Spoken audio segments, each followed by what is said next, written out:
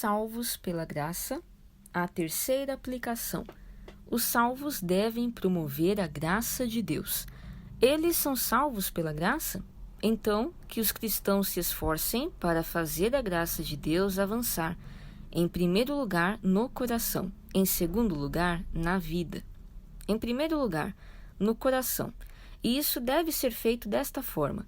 Em primeiro lugar, creia na misericórdia de Deus por meio de Jesus Cristo, e assim promova a graça de Deus. Quero dizer, seja ousado de coração, seja corajoso para confiar, pois há uma suficiência na graça de Deus. Abraão magnificou a graça de Deus quando não atentou para o seu próprio corpo já amortecido, pois era já de quase 100 anos, nem tampouco para o amortecimento do ventre de Sara. E não duvidou da promessa de Deus por incredulidade, mas foi fortificado na fé, dando glória a Deus. Romanos 4:19. Em segundo lugar, faça a graça avançar dedicando mais dos seus pensamentos a elas. Tenha sempre bons e grandes pensamentos sobre a graça de Deus. Pensamentos superficiais e mesquinhos sobre a graça são um grande desprezo por ela. E para lhe ajudar nesse assunto, considere o seguinte: a graça é comparada a um mar. Tu lançarás todos os seus pecados nas profundezas do mar. Miqueias 7:19. Um mar nunca pode ser preenchido pelo que é lançado nele. A graça é comparada a uma fonte aberta.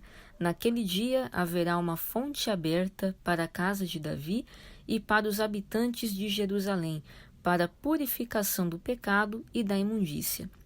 Uma fonte nunca pode secar. Zacarias 13:1. O salmista diz a respeito da graça e misericórdia de Deus que elas duram para sempre. Ele faz essa afirmação 26 vezes em um único salmo. Certamente ele conhecia muito sobre a graça. Salmos 136. Paulo diz que o Deus de toda graça pode fazer mais do que nós pedimos ou pensamos. Efésios 3:20. Portanto, você deve pensar sobre a graça de Deus de acordo com o que a palavra de Deus diz.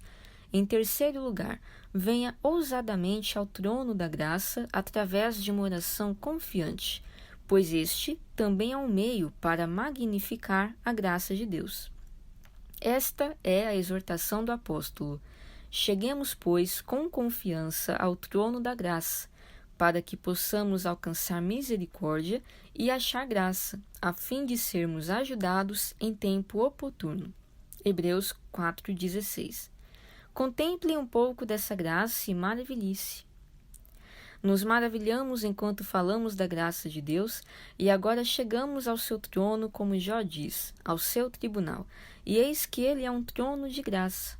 Quando um Deus de graça está sobre um trono da graça e um pobre pecador está ali e implora por graça e faz isso em nome de um Cristo gracioso com a ajuda do Espírito de graça, o que mais poderia acontecer senão que o pecador alcance misericórdia e graça para socorrê-lo em tempos de necessidade? Mas não se esqueça da exortação. Cheguemos, pois, com confiança. De fato, temos a tendência de esquecer dessa exortação. Pensamos que, por sermos pecadores tão abomináveis, não devemos ter a presunção de nos achegar com confiança ao trono da graça. Mas somos convocados a fazer isso e quebrar esse mandamento. É algo tão mau quanto quebrar qualquer outro. Você pode me perguntar o que é chegar com confiança? Eu respondo: é chegar com certeza. Cheguemo-nos com verdadeiro coração e inteira certeza de fé, tendo os corações purificados da má consciência e o corpo lavado com água limpa. Hebreus 10:22. É chegar com ousadia e com frequência. De tarde e de manhã e ao meio-dia orarei. Salmos 55:17. Costumamos considerar ousados aqueles mendigos que vêm muitas vezes bater à nossa porta. Chegar com confiança é pedir grandes coisas ao orarmos. É um mendigo corajoso aquele que não apenas pede, mas também escolhe aquilo que pede. Chegar com confiança é pedir pelos outros e por nós mesmos, é clamar por misericórdia e graça por todos os santos de Deus debaixo do céu, como também por nós mesmos, orando sempre com toda oração e súplica no Espírito por todos os santos. Efésios 6,18. Chegar com confiança é vir e não esperar por um não. Foi assim que Jacó veio ao trono da graça. Não te deixarei ir, se não me abençoares. Gênesis 32:26. Chegar com confiança é rogar pelas promessas de Deus, tanto em forma de justiça como de misericórdia, e ter certeza que Deus nos dará, porque Ele disse: tudo o que pedirmos em nome do seu Filho. Em quarto lugar, se esforce fazer avançar a graça de Deus no seu coração, admirando, louvando e bendizendo a Deus em secreto. Deus requer isso. Aquele que oferece o sacrifício de louvor me glorificará.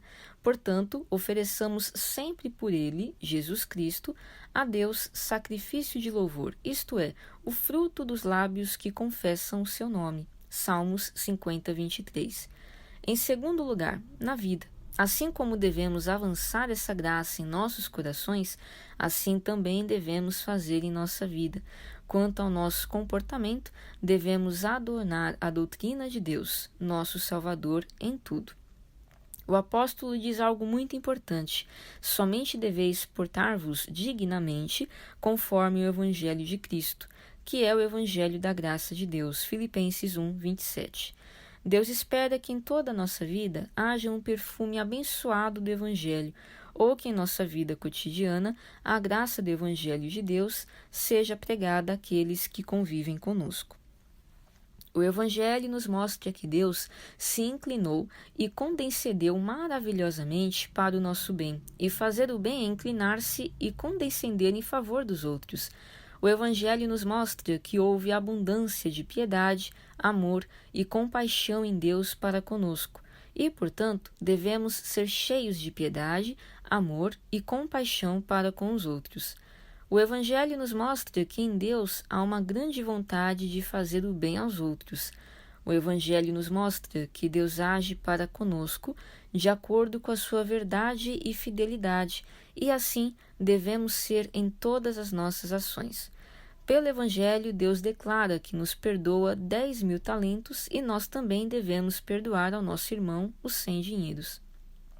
E agora, antes de concluir esta aplicação, permita-me fazer algumas considerações para comover o seu coração a dedicar-se a essa obra tão boa e feliz.